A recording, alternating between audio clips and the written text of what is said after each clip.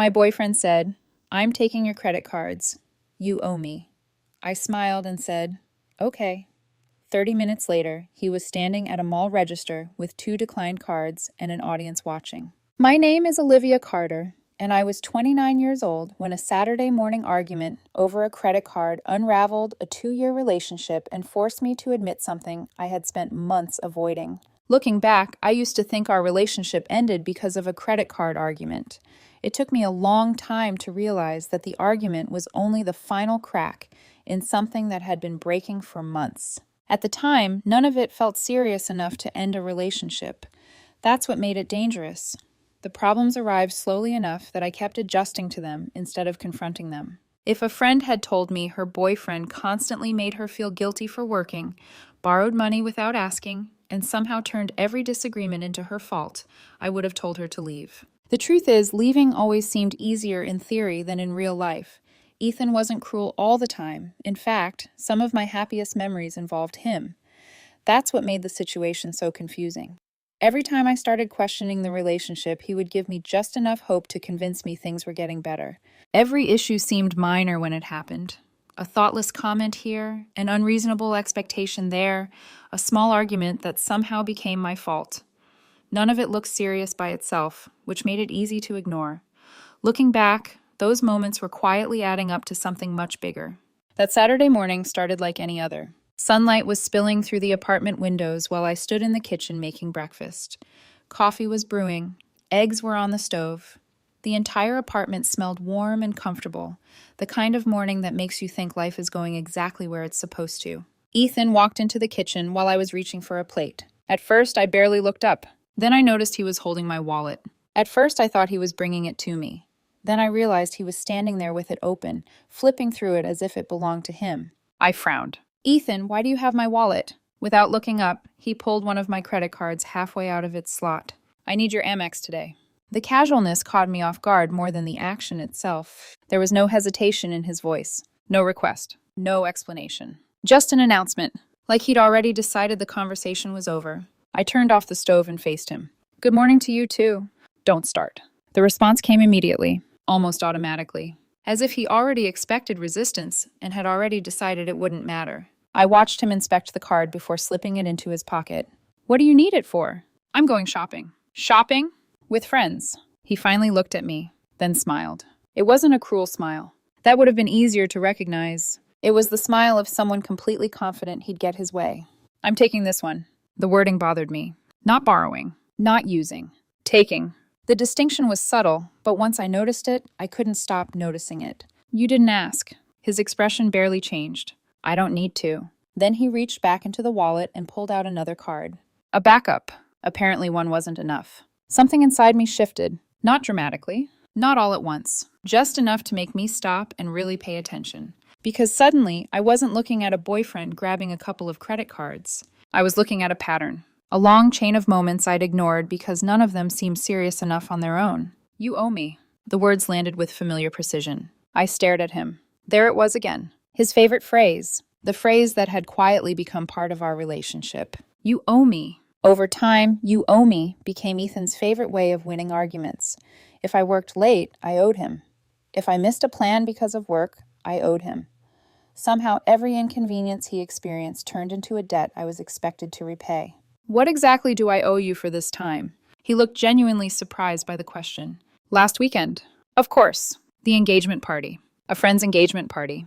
I had arrived 22 minutes late because a client meeting ran over. 22 minutes. Not 2 hours. Not half the evening. 22 minutes. Yet somehow that had become the defining event of his week. He'd brought it up at dinner. He'd brought it up while watching television. He'd brought it up while lying in bed. Sometimes as a joke. Sometimes as criticism. Sometimes disguised as concern, always with the same message underneath. "You embarrassed me." I could still hear him laughing at the party.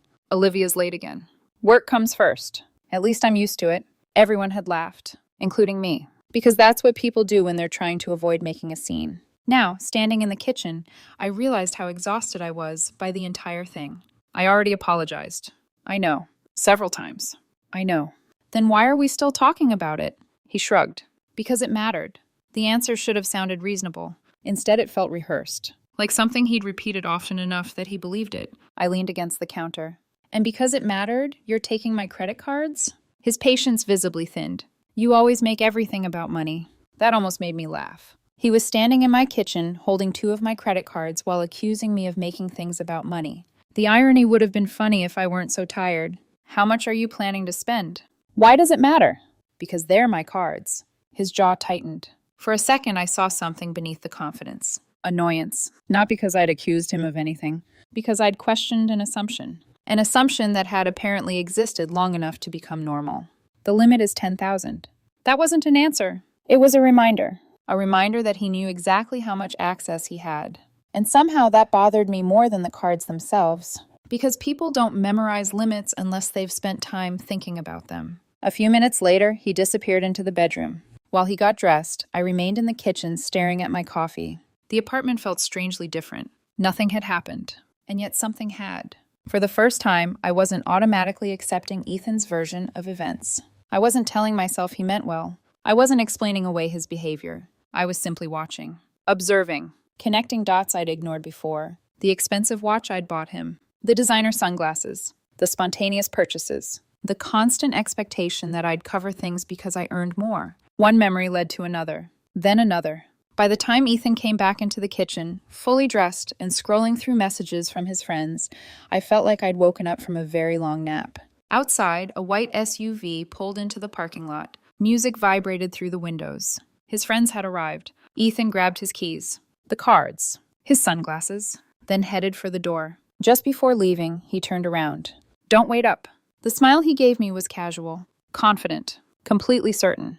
The smile of a man who had never seriously considered hearing the word no. Then he walked out. I stood at the window and watched him climb into the SUV. His friends were laughing. The vehicle pulled away. A minute later, it disappeared around the corner. The apartment became quiet. Not lonely. Quiet. The kind of quiet that lets you hear your own thoughts again. I sat down at the kitchen table and stared at the empty spaces in my wallet where the cards had been. Then I thought about the engagement party. The jokes.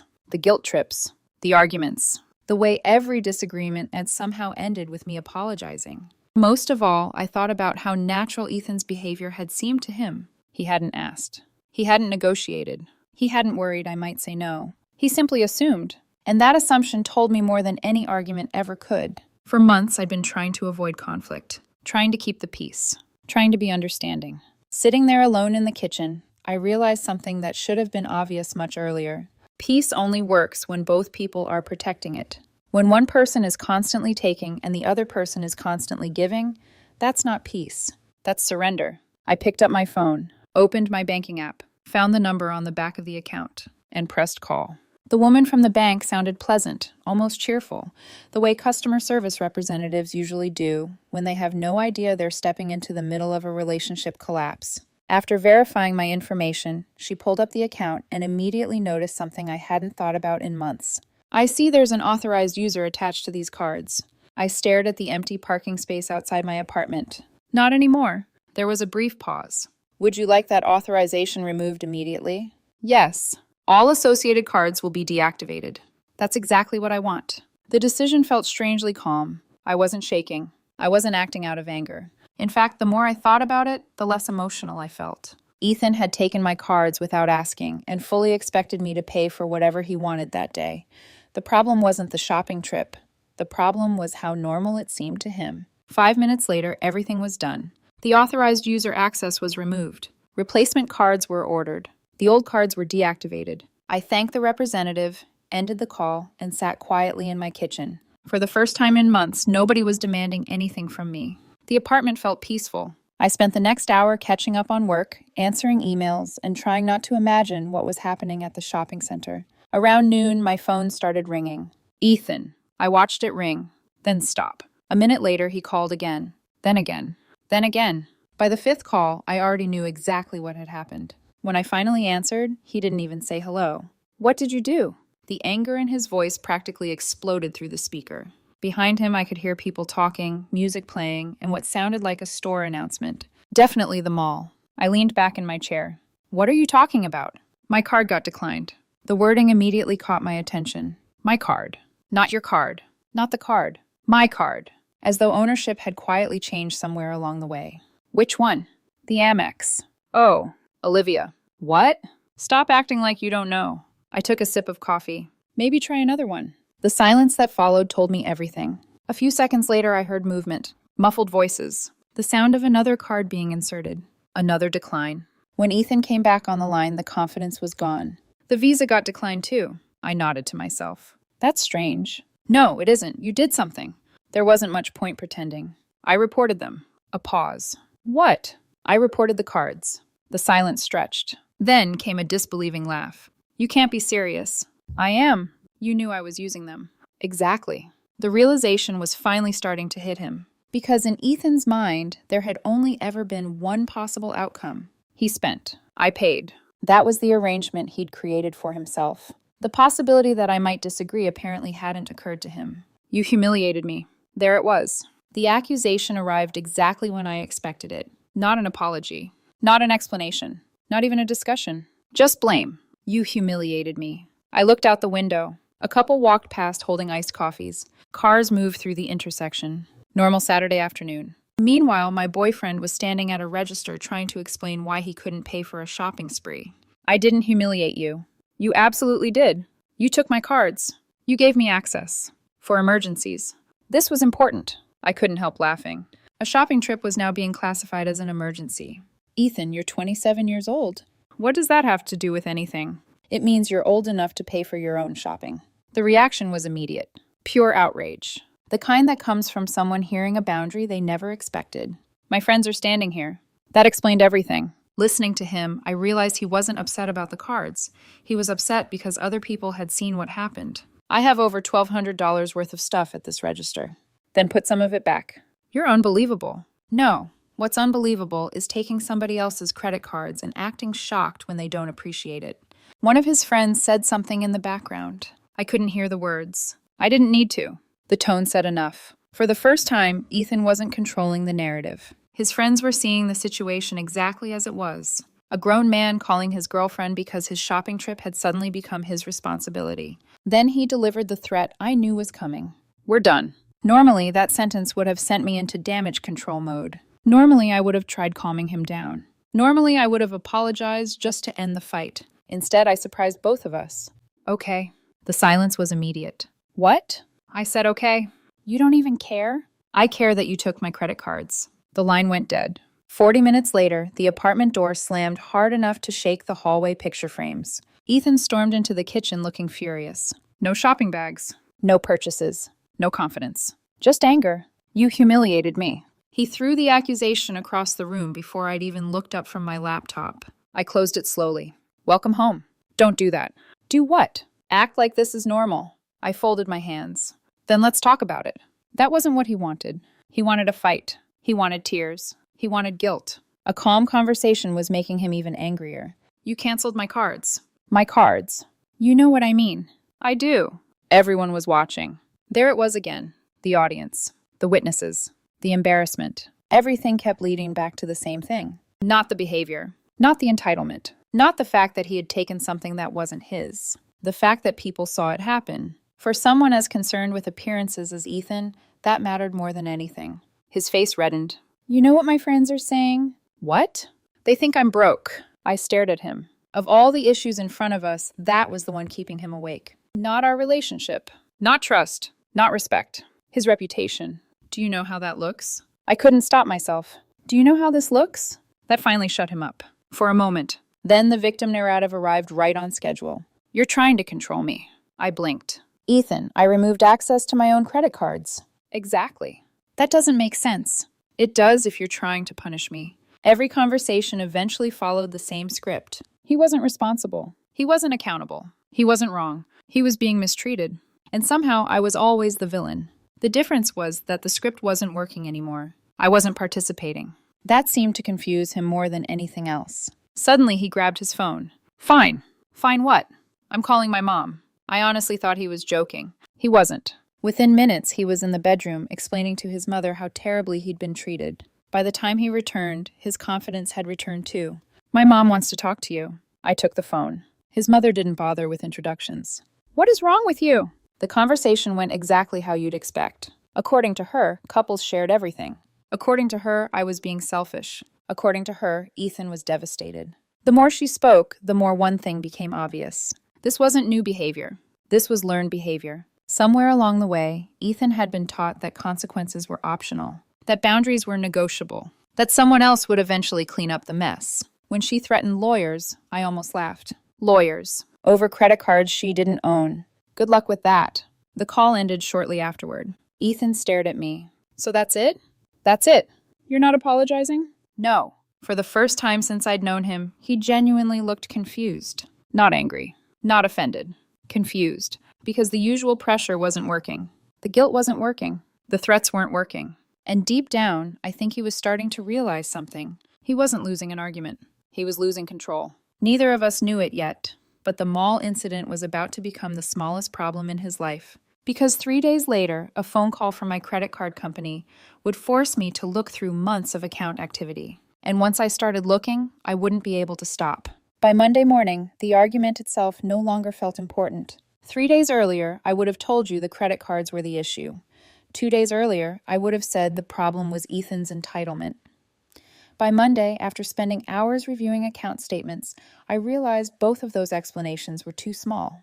The cards were just the thing that exposed everything else. I was sitting at my desk preparing for a client meeting when my phone rang. The caller ID showed my credit card company. At first, I assumed it was something routine related to the replacement cards. Instead, the representative informed me that Ethan had filed a dispute. A dispute. I actually had to ask her to repeat it because I thought I'd misheard. Apparently, Ethan wasn't satisfied with arguing with me. Now he was arguing with the bank. According to the representative, he claimed his access had been removed unfairly and wanted the decision reviewed. I almost laughed. Not because it was funny, because it was such a perfect example of who he was. Even after the mall incident, even after our breakup, even after everything. His focus wasn't on repairing the relationship. It wasn't on apologizing. It wasn't on taking responsibility. His focus was on getting the access back. The representative asked a series of routine questions. How long had he been an authorized user? What expenses had been approved? What was the original purpose of the authorization? Then she asked something that changed the direction of the entire story. Were there any charges you believe exceeded the intended use of the account? I opened my banking portal. I'll check. That simple decision ended up consuming the rest of my day. At first, I expected to find a few questionable purchases, maybe a restaurant, maybe some clothing, something minor. Instead, I found months of spending patterns I had never properly examined. The first charge that caught my attention was a restaurant bill. Nothing outrageous. A couple $100s.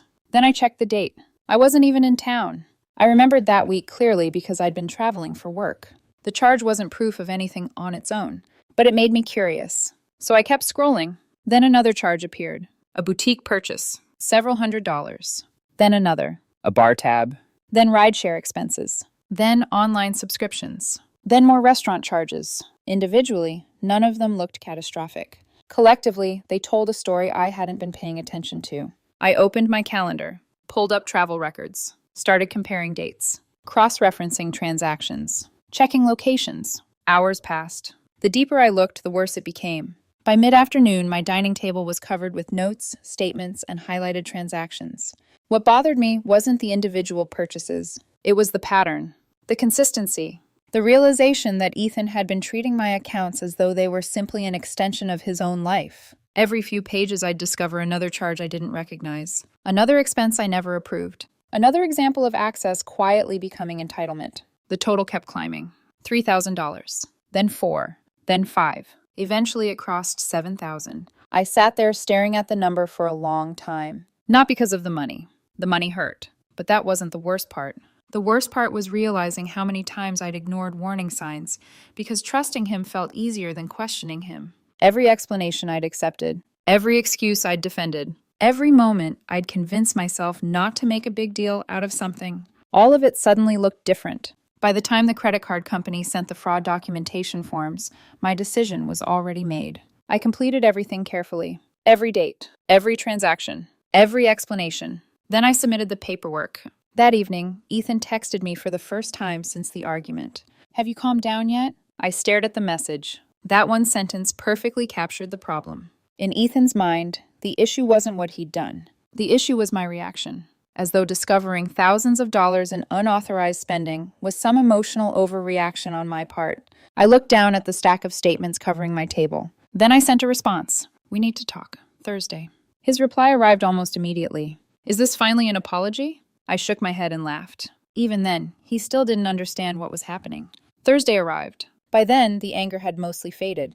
What remained was disappointment, the kind that settles in when someone finally becomes impossible to defend. I wasn't expecting an apology anymore. I wasn't expecting accountability. I just wanted answers. At 6 o'clock, there was a knock at the door. When I opened it, Ethan wasn't alone. His older sister Rachel stood beside him. That didn't surprise me. At that point, every disagreement seemed to involve reinforcements. They came inside. Ethan noticed the paperwork spread across the dining table almost immediately. The confidence he walked in with began fading. What is all this? Sit down. We sat across from each other. Rachel remained standing nearby. I handed Ethan the first statement. He glanced at it. Then another. Then another. His expression changed gradually. Not all at once. Just enough for me to notice. I pointed toward the highlighted totals. Do you recognize these charges? His answers were vague. He didn't remember. He wasn't sure. Maybe. Eventually, I handed him the summary page. The total sat at the bottom. Impossible to miss. His eyes locked onto it immediately. Rachel leaned forward. $7,000? $7,294. Neither of them spoke. The room felt smaller. He looked at me. You've been spying on me. I actually laughed. Not because it was funny, because the accusation was absurd. Those were my accounts, my statements, my money. Yet somehow reviewing my own financial records had become an invasion of privacy. The bank called me. His face tightened. That got his attention. The bank? You remember the dispute you filed? The color drained from his face. He knew exactly which dispute. The one that had unintentionally exposed everything. I handed him the fraud documentation. Rachel read it first, then looked at me. You're serious? I am. You're reporting this? Yes. Ethan finally spoke. You're trying to ruin my life. That was the moment everything became clear. Because throughout the entire conversation, he never denied the spending. Not once. He never offered repayment. Never apologized. Never explained. His only concern was the consequence. The pattern I'd been overlooking for 2 years suddenly stood right in front of me. Whenever something went wrong, Ethan's attention immediately shifted to how the situation affected him. The conversation was never about fixing the problem. It was always about avoiding the consequences. Everything jumped directly to blame. Eventually he stood. His chair scraped across the floor. You never said I couldn't use the cards. I stared at him. Out of everything he could have said, that was his defense. Not misunderstanding. Not confusion. Not regret. You never said I couldn't. At that moment, I knew the relationship was over in a way it hadn't been before. Not because of the money, because we were operating from two completely different realities. In mine, permission mattered. In his, access automatically became ownership. There was nothing left to discuss. A few days later, the bank completed its investigation. The representative called while I was making coffee. After reviewing the account history, supporting documentation, and transaction records, they determined that a substantial portion of the charges fell outside the intended scope of authorized use. The amount totaled $6,847. The charges were reversed. The account was credited. Collection efforts would be directed toward Ethan. When the call ended, I felt something I hadn't experienced in weeks. Relief. Not triumph. Not revenge. Relief. Because for months I'd been questioning myself. Now an independent investigation had reached the same conclusion I had. The problem wasn't my reaction. The problem was the behavior that caused it. The fallout happened quickly. Messages started arriving from relatives, friends, and people I barely knew. Some accused me of overreacting. Others insisted relationships required sacrifice. A few suggested I should simply let the money go. What struck me most was how nobody seemed interested in asking why Ethan believed he was entitled to spend it in the first place. I blocked every number, every single one. Eventually, the noise stopped. Then Ethan called from a new number. His first words told me nothing had changed. The credit card company is coming after me. I listened quietly. You could stop this. There it was again. The same mindset. The same refusal to connect actions with consequences. Even now. Even after the investigation. Even after the evidence. Somehow he still believed the solution was for me to protect him. No. You started this. I reported unauthorized charges. You know I can't afford it. I looked out the window.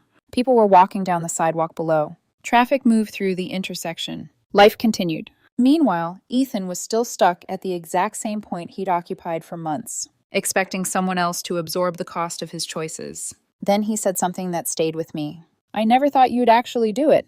And suddenly I understood everything. Looking back, I don't think Ethan ever believed there would be consequences. For years, I had smoothed over problems, accepted explanations, and given him more chances than he deserved. Eventually, he stopped seeing those choices as kindness and started treating them as guarantees. That wasn't entirely his fault. For too long, I had helped create that expectation. For years, I confused patience with responsibility.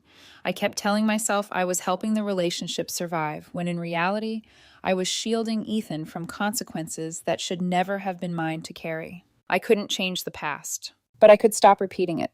"I'm done discussing this, Ethan." Then I hung up. That was the last conversation we ever had. Over the next several weeks, the consequences settled exactly where they belonged. Collection efforts moved forward. The friends who had happily enjoyed his spending habits slowly disappeared. The relatives who threatened legal action stopped calling. That included Ethan's mother.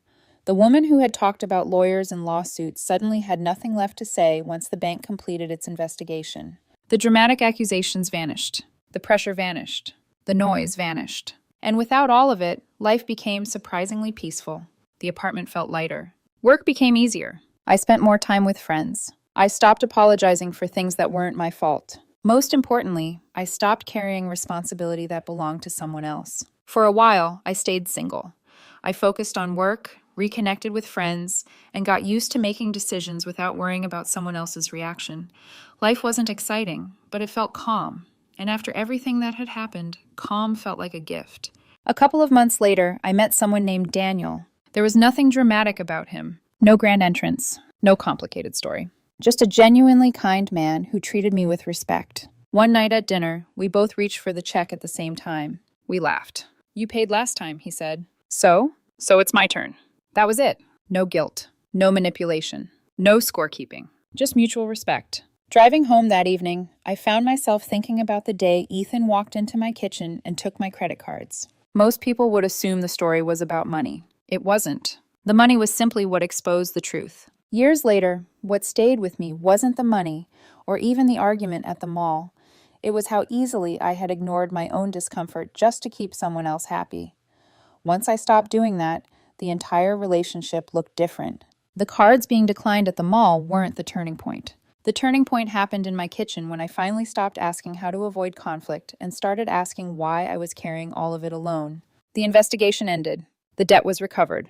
The relationship ended. Life moved forward. But the lesson stayed with me. Walking away hurt more than I expected, but staying would have cost me far more.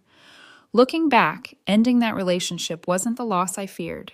It was the beginning of finally choosing myself.